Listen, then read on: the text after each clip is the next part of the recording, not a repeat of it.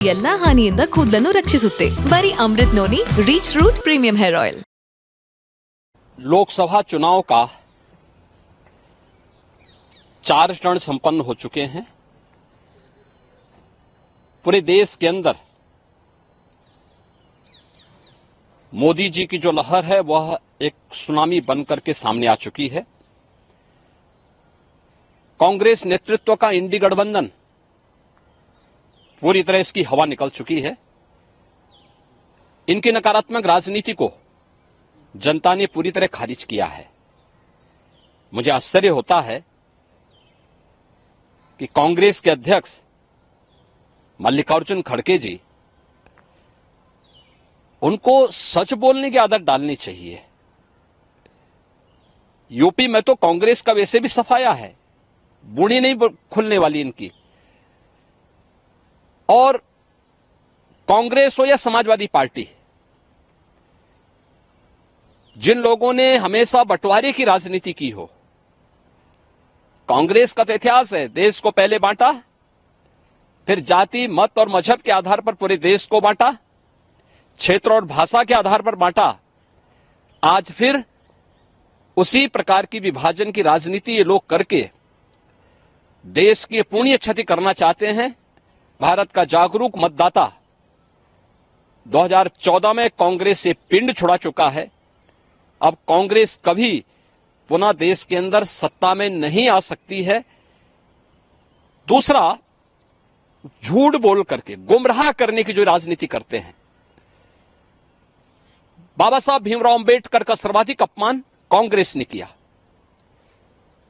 Samajwadi party की भी जब प्रदेश में सरकार थी, इन्होंने बाबा साहब भीमराव अंबेडकर और उन सामाजिक न्याय के पुरोधाओं का कितना बड़ा अपमान किया था. क्या ये सच नहीं? 2012 में समाजवादी पार्टी के अध्यक्ष, उस समय प्रदेश के मुख्यमंत्री बनी रहे थे, इन्होंने कहा था कि यहां पे जितने भी दलित महापुरुषों के स्मारक बने हुए इन सबको तोड़ करके यहां पर हम लोग कोई दूसरी चीज बनाएंगे. ऐसे ही बाबा साहब भीमराव अंबेडकर के नाम पर बना हुआ कन्नौज का मेडिकल कॉलेज का नामकरण इन्होंने हटा दिया था. मान्यवर कांसीराम जी के नाम पर बना हुआ मेडिकल कॉलेज का नाम इन्होंने बदल दिया था. लखनऊ में भाषा विश्वविद्यालय का नामकरण इन्होंने बदल दिया था. इनका इतिहास तो पहले से ही, इन दोनों का इतिहास भारत के संविधान के खिलाफ आचरण करने, भारत को जाति के नाम पर बंटवारा करने और विभाजन की खाई को इतना बांटो कि बांटो और राज करो का जो कांग्रेस का सिद्धांत रहा है, आज इंडी गठबंधन उसी का अनुसरण कर रहा है. दूसरा, देश की आस्था के साथ भी इसी आधार पर ये लोग खिलवाड़ करते हैं.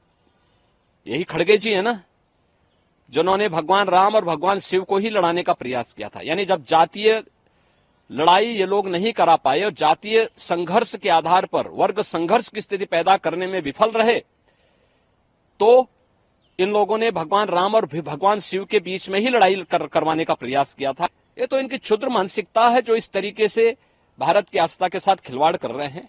ये नया भारत है. आज प्रधानमंत्री मोदी जी के नेतृत्व में पूरा भारत सम्मान, सुरक्षा और सुशासन के जिस नए माहौल में आया है, वो आत्मनिर्भरता. ನನ್ನ ಜೀವನದಲ್ಲಿ ನಾನು ಮಾತ್ರವಲ್ಲ, ನನ್ನ ಕೂದಲು ಕೂಡ ಆಗಿರಬೇಕು ಸ್ಟ್ರಾಂಗ್ ಅಂಡ್ ಸ್ಟೈಲಿಶ್. ಬರೀ Amrit noni reach root premium hair oil ನೊಂದಿಗೆ. Reach root premium hair oil. और विकसित भारत की संकल्पना को आगे बढ़ा रहा है.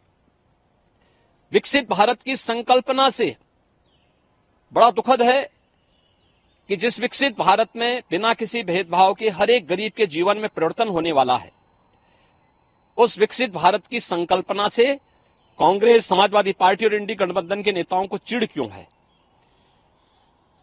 ये लोग इस बात से चिढ़े हुए हैं कि मोदी जी के नेतृत्व में भारत क्यों तेजी से आगे बढ़ रहा है. और इसीलिए कभी ये पाकिस्तान की वकालत करते हैं, कभी ये लोग जातीय जनगणना के आधार पर समाज को ही आपस में बांटने की वकालत करते हैं, कभी ये लोग संविधान में छेड़छाड़ की बात करके और गुमराह करने का प्रयास कर रहे हैं। सच्चाई यह है कि संविधान में जितना संशोधन और जितना ज्यादा छेड़छाड़ कांग्रेस ने की, उतना किसी ने नहीं किया। और आज भी कांग्रेस और समाजवादी पार्टी लगातार इस प्रकार का षड्यंत्र कर रही है, जो देश और समाज के लिए अपूरणीय क्षति हो सकती है।